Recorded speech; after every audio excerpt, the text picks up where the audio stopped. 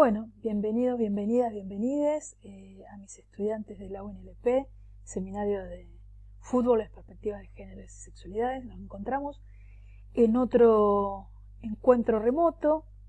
Hablamos de un cuerpo virtual y un cuerpo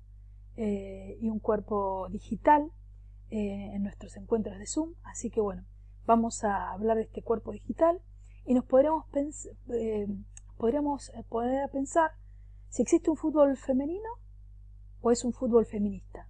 Bueno, la idea es poder pensar que hay un fútbol feminista que viene a subvertir la idea del fútbol en el folclore del fútbol masculino, pero sí nos encontramos con que ya tenemos un montón de compañeros no congéneres que están disputando esta forma de poder pensar y llegar a las mujeres jugadoras deportistas desde las mismas jugadoras, preguntándolas, cuestionándolas, no extrapolar ese fútbol masculino directamente al femenino, porque si bien hay alguien que dijo la diferencia es que no hay diferencia, un técnico, creo mexicano, Vero Fuster me aportó esa idea en una de las últimas charlas, hay que ver cuál es la diferencia por el principio del entrenamiento deportivo, ¿sí? Y después porque somos iguales por ser diferentes, como habíamos dicho en otros encuentros. Les invito a pensar en esta lógica. Voy a hacer una rápida y breve reseña, seguramente algunas cuestiones falten, pero esto hizo que me ponga a pensar en un fútbol feminista. Jugadora, si me preguntan si fui jugadora, no encontré lugar. Cuando quise encontrarlo en Berisso, me encontré con compañeros de la secundaria que me iban a enseñar fútbol sin ninguna capacitación.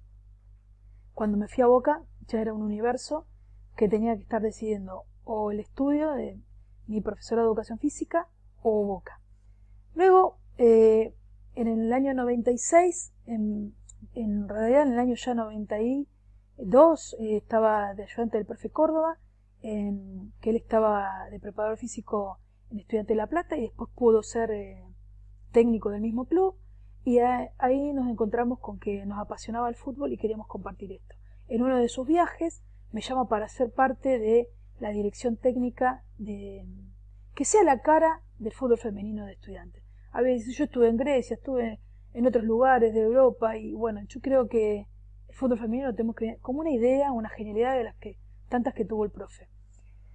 Pero bueno, ahí comenzamos en el año 97, instalamos la primera escuela de fútbol femenino, y digo escuela en tanto que la dividíamos por categorías, y en el año 98 entramos en AFA.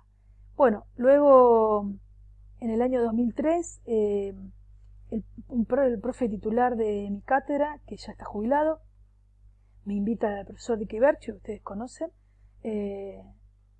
a ser parte del staff de Educación Física 4 que se estaba rearmando en otras perspectivas y desde otros paradigmas.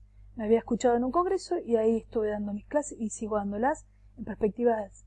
En ese momento eran de géneros, ahora es de género y sexualidades. Luego fundé la Escuela de Fútbol Femenino Municipal de la Ciudad de La Plata y de lo que en ese momento se llamaba Instituto de Educación Física entre el 2004 y el 2006. Bueno, coordiné la Escuela Municipal de Fútbol Femenino de Berisso, de la ciudad donde nací, entre el 2010 y el 2019. Luego, de tanto insistir, la directora de ese momento me llamó para conformar el primer cuerpo técnico con el Tano Fresini, el profesor Marcelo Fresini, armamos la selección de la UNLP. Y 2013. Y después, bueno, comisión de ATFA, que estamos tratando de que dentro de los programas de dirección técnica, tanto fútbol que fútbol uno solo, esté la historia del fútbol femenino y, por ejemplo, el tema de la cuestión de la menstruación, cómo se entrena, el tema del embarazo, los anticonceptivos, que bueno, después lo vamos a ir enumerando también. Y bueno, representante no hegemónica de Mara Gómez, jugadora trans de Villa San Carlos, y digo representante no hegemónica porque aquí es donde se interpela y se pone en juego todo lo que es el el feminismo y los aportes que nos ha hecho con el transfeminismo. Bien, perdón.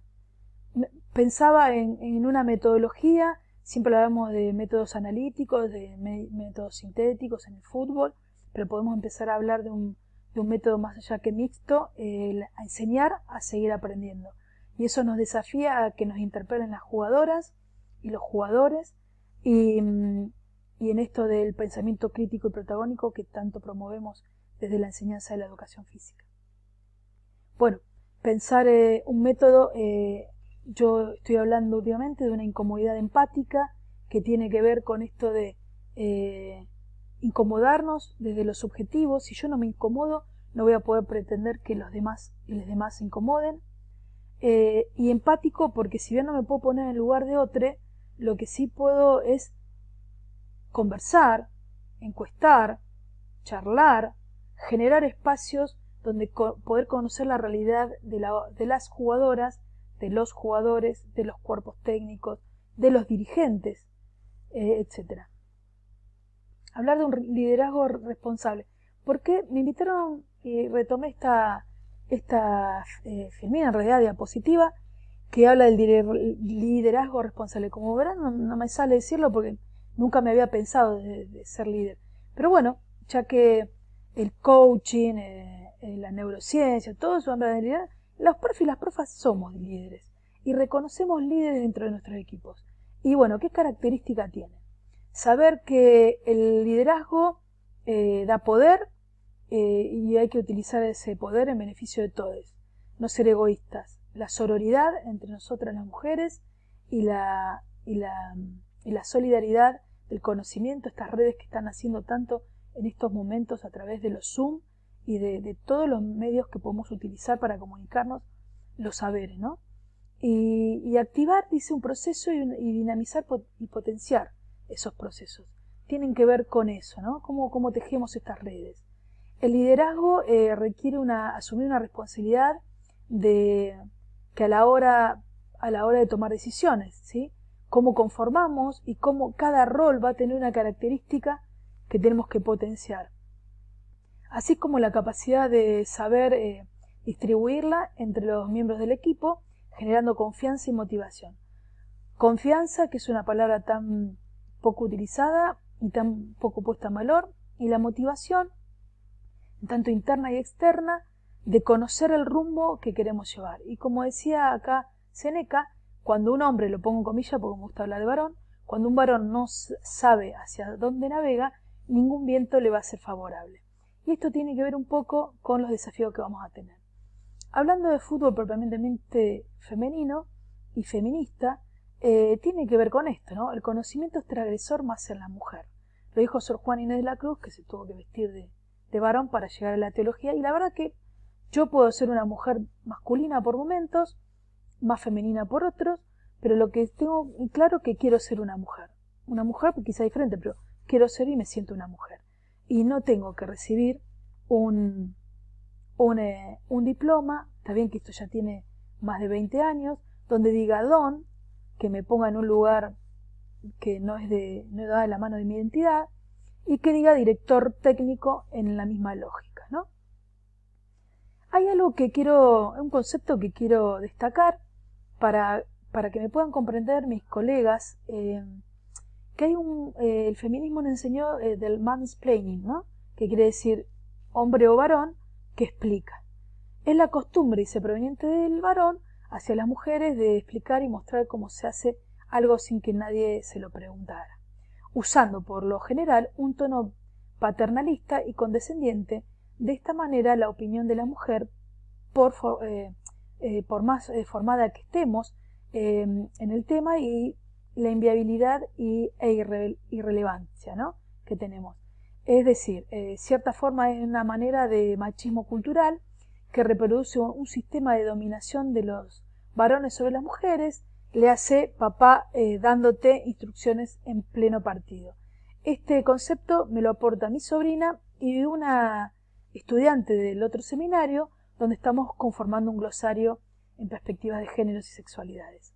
Así que se los agradezco. ya pasando a la imagen icónica, ¿sí? Siempre nos están diciendo cómo hacer las cosas. Y pensar un poco cómo se fue construyendo los medios en relación a esos teóricos anteriores. La primera mujer de T de fútbol del país vive en Berisso y dirige Estudiante. Una buena presentación. Ahora, fíjense estas dos notas. La primera entrenadora de fútbol argentino, muy interesante, pero en estas dos notas no dejan de hacerme la pregunta, ¿tenés novio? ¿Tenés? Y en ese momento me decían novio, ahora me dicen, ¿tenés hijos? Bueno, y observen esto, Diario Olé contratapa Verdula, pero de tapa Bianchi. A Bianchi no lo pusieron con B corta, a Verdula sí. Les dejo la pelota picando. Bueno, con esto de los prejuicios y los estereotipos que veníamos disputando, que legitiman binarismos cis heteronormales, normativos y normados, miren esta foto, qué interesante. ¿Qué vemos acá? 1, 2, 3, 4, 5 taponazos y esta pierna está depilada, sin vellos, podemos deducir que es de una mujer. Sí, efectivamente es de una mujer.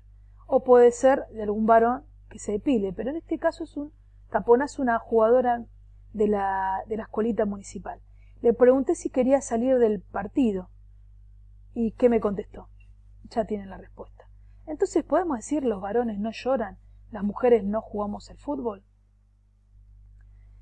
Habíamos tenido en cuenta las dimensiones de la sexualidad y cómo el sexo biológico, el género, la identidad de género, la expresión de género, la orientación sexual, con las características de que cada concepto teórico nos lleva a pensar, bueno, también son ciertas etiquetas que van haciendo construcciones binarias y el desafío está en subvertir esos conceptos y empezar a pensar y sobre todo a preguntar qué entienden por sexo, qué entienden todos nosotros y esta identidad de género, si tiene que ver con la orientación sexual o si tiene que ver con la expresión o con el sexo propiamente dicho, en tanto con capacidad de reproducir o con capacidad de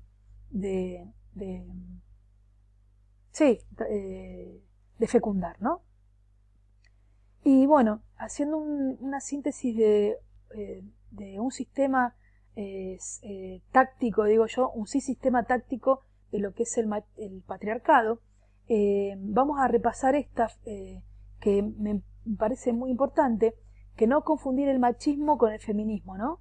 No son cosas iguales. Es un sistema el patriarcal, ¿sí? Y las teorías feministas, transfeministas que nos vienen a aportar. Y aparte de un sistema, es un modo de ser cultural. Entonces, si está legitimado por el androcentrismo, le hace machismo, el varón como centro de las cosas, y se manifiesta por micromachismos, que son las reproducciones cotidianas, un chiste, una sentencia que no se pone en duda, las violencias simbólicas, bien, tiene que ver un poco con en tanto que este patriarcado ya es parte del capital cultural y es el que legitima culturalmente los modos de ser, ¿no?